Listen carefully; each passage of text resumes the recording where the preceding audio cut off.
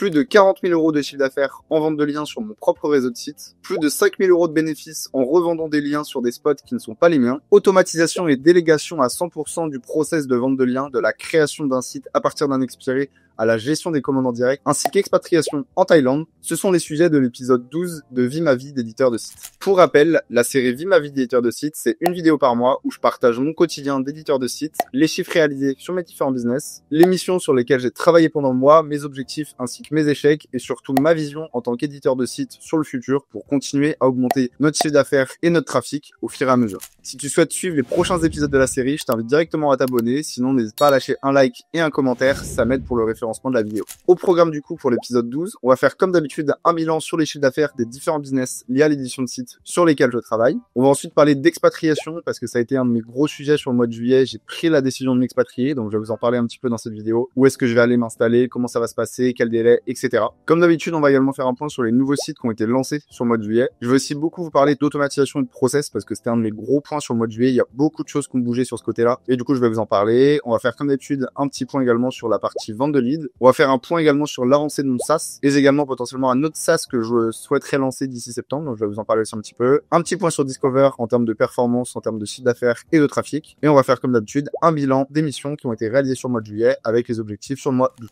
En termes de chiffre d'affaires, le mois de juillet, ça a été un mois record, surtout sur la partie vente de liens, puisque j'ai passé le cap des 40 000 euros de chiffre d'affaires généré en vente de liens sur mon propre réseau de site. Donc, ça fait une très grosse hausse par rapport au mois de juin, parce que juin, on était un petit peu en dessous des 30 000 euros de chiffre d'affaires. Donc là, j'ai rajouté quasiment 10 000 euros de chiffre d'affaires en plus d'un mois à l'autre. Donc, ça fait vraiment un gros gap. Et on voit très bien sur la courbe qui s'affiche à l'écran d'ailleurs qu'il y a eu une forte hausse entre juin et juillet. On a également eu la même chose sur la partie arbitrage où je revends des liens sur des sites qui ne sont pas les miens en prenant une marge, puisqu'on tournait sur un bénéfice moyen entre 3 et 4 000 euros. Et ce mois-ci, on a passé le cap des 7 000 euros de bénéfices générés en faisant de l'arbitre. Donc, c'est également un très bon point. Sur la partie coaching et formation, par contre, on est en baisse, notamment parce que le mois de juin, on avait des promos, ce qui fait qu'on avait fait un très bon chiffre d'affaires sur la partie formation. Là, il n'y avait pas forcément d'activité sur le mois de juillet par rapport à la formation, par rapport à les coachings où j'étais un petit peu moins présent sur YouTube et sur Twitter, ce qui fait que le chiffre d'affaires sur la partie formation et coaching est en baisse. Même chose sur la partie AdSense. On va y revenir un petit peu plus tard sur la partie Discover, mais j'ai pas eu de gros pic de trafic sur le mois de juillet, ce qui fait qu'on a un chiffre d'affaires sur AdSense un petit peu en baisse. Et sur la partie lead, pareil, là, on arrive vraiment en plein été, donc tout ce qui est lead B2B, c'est beaucoup plus calme, il y a beaucoup moins de conversions. Il y a toujours de la génération de leads, mais les volumes sont plus bas. Donc, la partie vente de leads est également en baisse sur le mois de juillet. Mais globalement, on est quand même sur un chiffre d'affaires record, puisque si je cumule tous mes revenus en édition de site en chiffre d'affaires, je pense qu'on doit dépasser les 60-65 000 euros à peu près sur le mois de juillet. Au niveau des nouveaux sites qui ont été lancés sur le mois de juillet, il n'y a pas eu beaucoup de nouveaux sites de lancés. J'ai seulement récupéré 2 expirés sur les plateformes classiques, Kildom et WebExpire, que j'ai relancé courant juillet. J'en ai eu un que j'ai relancé début juillet et un que j'ai relancé fin juillet, avec plutôt un bon potentiel sur 2 bonnes thématiques. Donc j'ai hâte, je pense qu'ils vont être lancés à peu près sur la plateforme d'ici septembre. J'ai pas relancé de nouveaux expis sur le marché étranger, j'ai pas non plus acheté de sites sur le mois de juillet et j'ai pas non plus lancé de sites de vente de leads sur le mois de juillet. Un des gros sujets du mois de juillet, c'est notamment l'expatriation. Alors je vais m'expatrier en Thaïlande, ça fait très longtemps que j'y pense. Et là, j'étais dans une coloc, comme j'ai fait à Dubaï sur le mois de juillet.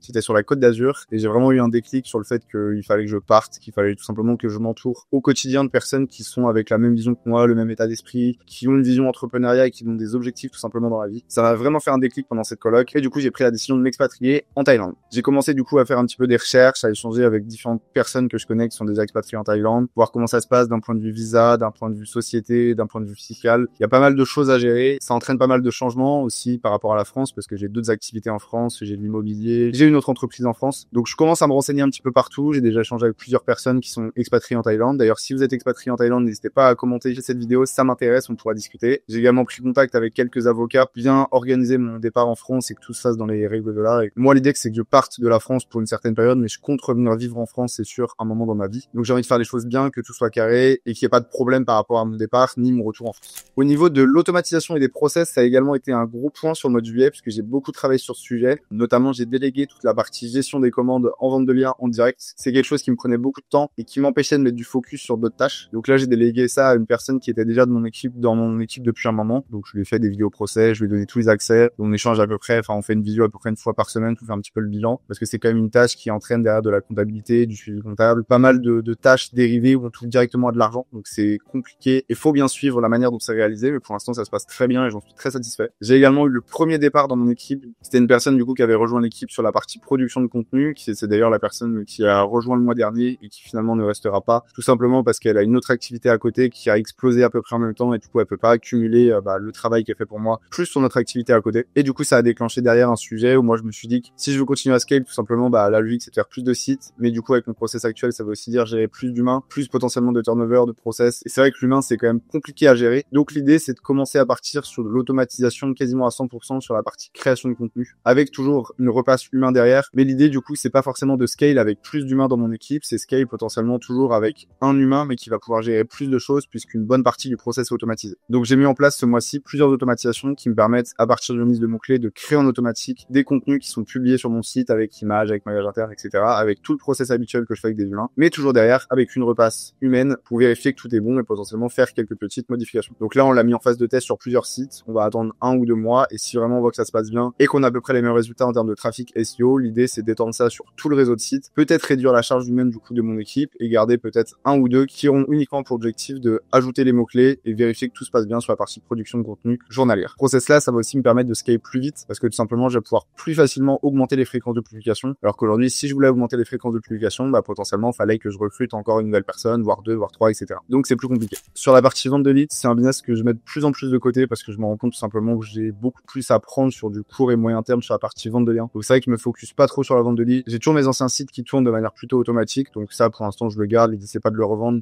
ni de chercher à le développer. C'est quelque chose que j'aime bien, la vente de leads, mais sur du court moyen terme je vois que ça me rapporte beaucoup plus la vente de liens, donc tout simplement je mets pas trop de focus et d'énergie sur cette partie-là parce que j'ai beaucoup plus à prendre sur mon business principal qui est la vente d'articles sponsors. À côté de ça, il y a la partie SaaS que j'ai relancé en juin qui a bien avancé sur le mois de juillet parce que là l'idée c'est de sortir un produit courant août pour que moi je puisse le tester à fond courant août et qu'on puisse le sortir en version publique début septembre à peu près. Donc là on est sur le réglage des dernières fonctionnalités par rapport au MVP. On a également recruté quelqu'un qui est très très fort sur la partie prompt parce que c'est un des gros sujets du SaaS, c'est qu'on a besoin de prompts très solides par rapport à des outils de génération de contenu IA. Peut y avoir des erreurs, nous on peut pas se permettre d'avoir des erreurs parce qu'on va travailler sur des URL qui font déjà du trafic. Donc l'idée c'est d'avoir des prompts très solides qui fonctionnent sur de la masse et sur lequel on a très peu d'erreurs. C'est pour ça du coup qu'on a recruté une personne qui va bosser sur la partie prompt. Et du coup comme je vous l'ai dit, on est sur une sortie imminente. L'idée c'est que je le teste moi à fond sur août sur mon réseau de site. Comme ça en plus ça me fera des cas d'études pour la sortie et que le SaaS sorte en version publique à partir de début septembre. Je vous ferai une vidéo dédiée sur le sujet. Pour ceux qui sont inscrits à ma newsletter aussi, je vous en ai déjà parlé dans ma newsletter. Donc n'hésitez pas à vous inscrire dans la description. Du côté de Discover, pas de gros changements sur le mois de juillet. On a lancé 3 nouveaux sites avec un site sur lequel on a coupé les publications puisque tout simplement il ne performait plus. On n'a pas eu une gros pic de trafic ce mois-ci sur Discover comme on a pu avoir sur les mois précédents. C'est du trafic plutôt récurrent quotidien, mais on n'a pas eu de gros pic de performance sur le mois de juillet. Au niveau du coup des bilans d'émissions qui ont été réalisés sur juillet, un des gros points c'était la partie délégation gestion de commande. Donc c'est pas fait à 100% parce que je traite encore une partie des commandes, le temps que Jean-Charles prenne ses marques. Vu que c'est pas un process à suivre vraiment étape par étape avec toujours les mêmes cas de figure, il y a pas mal d'exceptions. Donc faut que Jean-Charles prenne encore ses marques, mais on a bien avancé déjà sur le sujet et moi ça me permet déjà de me dégager pas mal de temps. Donc ça je suis vraiment content d'avoir fait cette tâche-là. À côté de ça, on a toujours le flux, on a lancé des nouveaux sites. Donc ça ça fait partie des objectifs. Tout se passe plutôt bien là-dessus. J'avais prévu aussi de bosser sur les nouvelles monétisations, j'ai pas eu le temps vu que finalement je me suis beaucoup plus focus sur la partie process et automatisation que cette partie-là. Et justement sur août, l'idée c'est de continuer à fond sur la partie process automatisation, essayer d'améliorer un max le process pour continuer à scale comme on l'a fait et toujours dans le logique de me dégager du temps pour aller tester justement les nouvelles monétisations. Je sais que ça fait longtemps que je vous en parle, justement d'aller tester toute la partie manipulation LLM, tester la vente de citations, etc.